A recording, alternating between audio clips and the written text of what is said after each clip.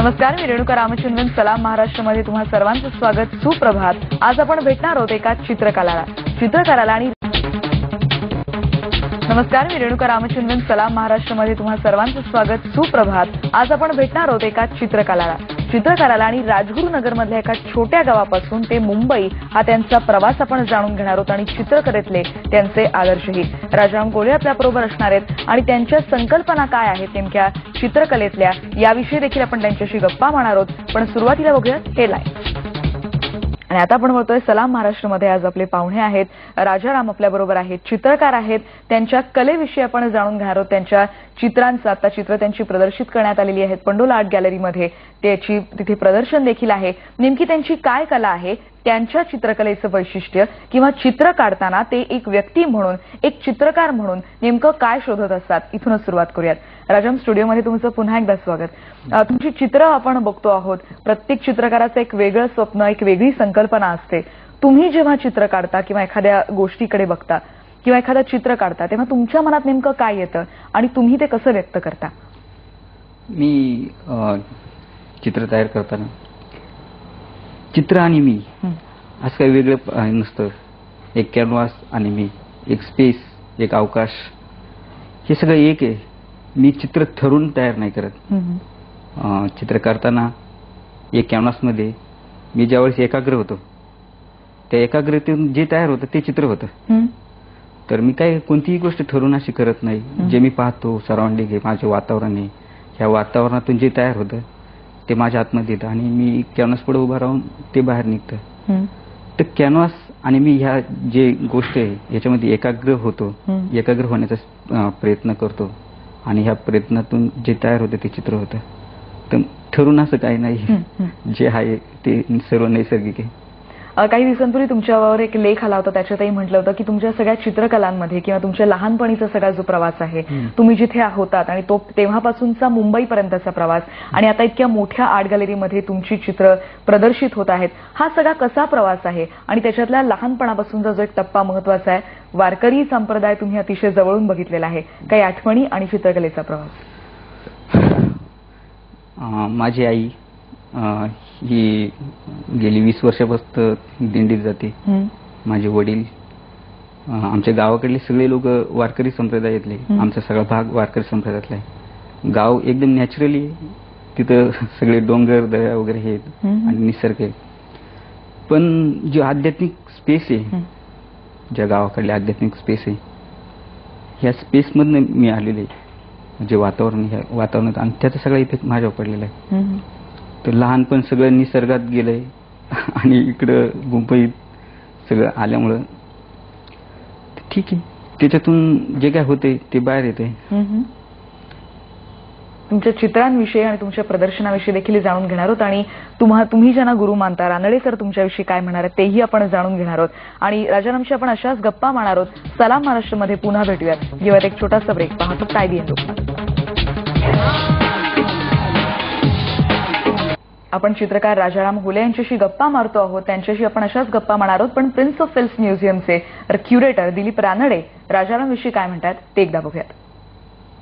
प्रतिरूपण जेव्हा येतं, म्हणजे उदाहरणार्थ आपण म्हणू एखादा प्रसंग रंगवलेला आहे, तर त्याबरोबर आपल्याला सभोवतालच्या एक ऐहिक जगाची जास्त आठवण होते. पण त्या उलट इकडे की ह्या गोष्टींची जाणीव न करू देता या सर्व विश्वाच्या पलीकडे असणारा अथांग अवकाश, तिकडे हा चित्रकार आपल्याला घेऊन जाऊ इच्छितो. रानडे सर तुमच्याविषयी इतके छान शब्द त्यांनी असं म्हटलेले आहेत.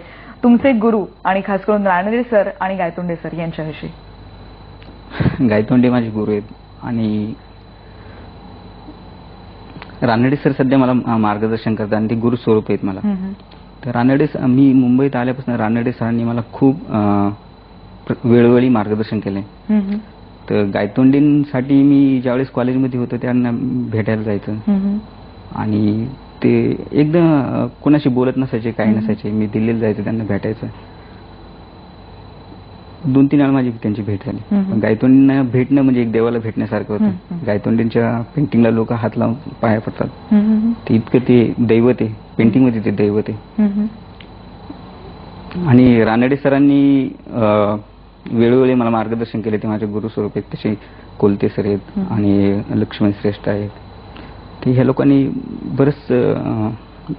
यांचे बरेचसे संस्कार आहेत माझ्यावर. त्याच्यात रानडे सरांचा मुख्य योगदान आहे. तुम्ही जसं म्हणालात की एक तुम्ही ग्रामीण भाग अतिशय जवळून बघितलेला आहे, वारी जवळून बघितलेली आहे, संत साहित्य या सगळे तुम्ही अतिशय जवळून बघितलेला आहे.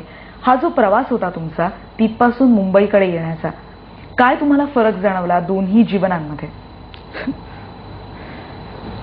गावाकडे सगळे नैसर्गिक वातावरण, तुम्हाला तिथं कोणतेही बंधन नसतात. एक आर्टिस्ट म्हणलं तर त्याला पूर्ण स्वातंत्र्य असतं. मुंबईत खूप बंधन येतात बऱ्याचशा गोष्टींचं. तर माझं गाव एकदम निसर्गाच्या याच्यात आहे. नदी आहे तिथे, सगळं नैसर्गिक वातावरण आहे. तिकडले लोक पण खूप प्रेमळ आहेत. आणि मुंबईत तसं नाही, सगळं व्यावसायिक दृष्टिकोन आहे. तर तुम्हाला प्रत्येक गोष्ट व्यवसायातून जाते. पण तुम्ही एक काय उद्देशाने हे करताय, काम करताय, हे खूप महत्वाचं आहे. जर तुम्ही आर्टिस्ट असाल तर तुम्हाला काय कशाची गरज नाही, कशाचा विचार करण्याची. तुम्ही आणि तुमचे चित्र, तर ते मेन आहे. पण गावाकडलं वातावरण वेगळं आहे. तुमच्या चित्रांमध्ये म्हणजे ॲब्स्ट्रॅक्ट पेंटिंग किंवा काय, त्याच्यात देखील वेगवेगळे प्रकार आहेत किंवा वेगळी स्टाईल असते प्रत्येकाची. तुम्हाला कोणती स्टाईल आवडते? खास करून तुमची जेव्हा आंतरराष्ट्रीय स्तरावरची प्रदर्शनं झाली होती त्यावेळेचा अनुभव कसा होता? स्टाईल वगैरे असं काही नसतं चित्रामध्ये. ती एक भाषा आहे. चित्र ही एक लँग्वेज आहे, ती एक भाषा आहे. तुमचा दृष्टिकोन काय आहे हेच ते दाखवतं. प्रत्येक व्यक्तीची एक वैयक्तिक भाषा असते. तशी ही माझी भाषा आहे काम सांगण्याची. तर स्टाईल वगैरे असं काही नसतं. एक भाषा आहे माझी सांगण्याची. आणि मी जे पाहतोय तेच बाहेर काढतोय. तर जसं मी जेवढं सत्यतेने पाहिजे तेवढं सत्यतेने बाहेर निघत. आणि मी प्रयत्न करतोय आणि मी प्रयत्न करत राहील का जे आहे ते बाहेर येण्याचं. त्याच्यात मला कुणाला काही करायचं नाही. मी आणि माझे चित्र एवढंच. बरोबर. एकरूपता या सगळ्यात अत्यंत महत्वाची. तुमच्याशी गप्पा मारणारच होत, पण आता एक महत्वाची बातमी जी आपण दाखवतो आहोत. मधु दंडवते आणि सलाम महाराष्ट्रमध्ये आज आपण चित्रकार राजाराम होले आपल्या बरोबर आहेत. पुन्हा एकदा त्यांच्याशी गप्पा मारतोय. राजाराम, कोणत्याही चित्राकडे बघताना मला जे वाटतं ते तुम्हाला वाटेलच असं काही गॅरंटी नसते. पण एक चित्रकार म्हणून मला असं विचारायचं वाटतं की एखादं चित्र जेव्हा तुम्ही काढता, नेमकी तुम्ही त्याच्याकडे कसं बघता, ती संकल्पना काय असते आणि एक प्रक्रिया नेमकी कशी असते चित्र काढण्याची? मी चित्र काढण्याची प्रक्रियेविषयी जर बोलायचं बोललं तर मी पूर्ण अवकाश बाहेर पाहतोय. मी कॅनव्हास नाही पाहत त्यावेळेस. निसर्गात फिरतो. म्हणजे माझे जे सराउंडिंग आहे ह्या गोष्टींकडे सगळं उघड्या डोळ्याने पाहतो. आणि ज्यावेळेस मी कॅनव्हासमध्ये येतो, ज्यावेळेस स्टुडिओमध्ये येतो, त्या स्टुडिओमध्ये आल्यानंतर मी माझ्या कॅनव्हासमध्ये येतो. ती जी एकरूपता येते हीच मेन ह्या चित्रांमध्ये, म्हणजे माझ्यासाठी मेन आहे. आणि जो काळ असतो स्टुडिओमध्ये 2 महिन्याचा 3 महिन्याचा एका चित्रासाठी, तर ह्या काळामध्ये मी आणि माझे चित्र, त्यावेळेस मला कोण नसतं. म्हणजे माझ्यासाठी कोण नाही आणि माझ्यासाठी कोण नाही पाहिजे. फक्त आम्ही दोघं पाहिजे. आणि दोघं पण नाही, एकच व्हायला पाहिजे. त्यावेळेस मी ह्या स्पेसमध्ये नसतो, म्हणजे अवकाशात नसतो. तर हा माझ्यासाठी सर्वात मोठा आनंद आहे. का मी ज्यावेळेस काम करताना मी माझं राहत नाही. तर हे मला हवं होतं आणि हे मला हवं आणि ह्यासाठी मी प्रयत्न करतो. तर हेच माझं खरं चित्र आणि हाच माझा खरा आनंद आहे. जे नंतर तयार होतं ते तुमच्यासाठी. पण आर्ट गॅलरीमध्ये आपण बघतोय की मुंबईत एका छान आर्ट गॅलरीमध्ये सध्या चित्र प्रदर्शित होतात. पण जेव्हा लंडन आणि अमेरिकेमध्ये तुम्ही गेला होता 2003-2007 साली, तिथे जेव्हा तुमचं प्रदर्शन झालं होतं, तो अनुभव कसा होता? म्हणजे मला असं म्हणायचं आहे, मुंबई हा एक टप्पा होताच, पण एक राजगुरुनगर ते थेट आपण लंडन प्रवास बघितला, तर काय वेगळेपण जाणवलं तुम्हाला तिकडे? आपल्या इकडे चित्रकलेकडे पाहण्याचा दृष्टिकोन वेगळा आहे आणि तिकडल्या लोकांचा. तिकडली लोक कला म्हणून कला पाहतात. आपल्या इकडे कला ही आहे हे लोकांना सांगावं लागतं आणि लोकांना समजून द्यावं लागतं. पण तिकडली लोक नाही, एक आर्टिस्ट आणि एक कलाकार यांना खूप उच्च दर्जाची किंमत देतात तिथे. आणि चित्रांकडे किंवा कलेकडे कला म्हणून पाहतात ती लोक. आपल्या इकडे सांगावं लागतं. त्याच्यामुळं हा प्रॉब्लेम. आणि मी तिकडे गेल्यानंतर इकडल्या याच्यात आणि तिकडल्या वातावरणात खूप फरक आहे. पहिल्यांदा गेलतो त्याच्यामुळे बऱ्याचशा गोष्टींचं ज्ञान नव्हतं. पण मी जाऊन आर्ट गॅलरी वगैरे पाहिल्या आणि मला सगळी कला हे पाहिजे, म्युझियम पाहिजे होते. ते म्युझियम तो वगैरे अनुभव तुमचा खूप छान होता. पण या सगळ्या प्रवासात प्रेरणा तुम्हाला नेमकी कोणाची मिळाली आणि कुटुंबाची साथ या सगळ्यामध्ये खूप महत्वाची असते. माझ्या कुटुंबाने खूप सॅक्रिफाईस केले यासाठी. त्याचे माझे वडील, माझी आई,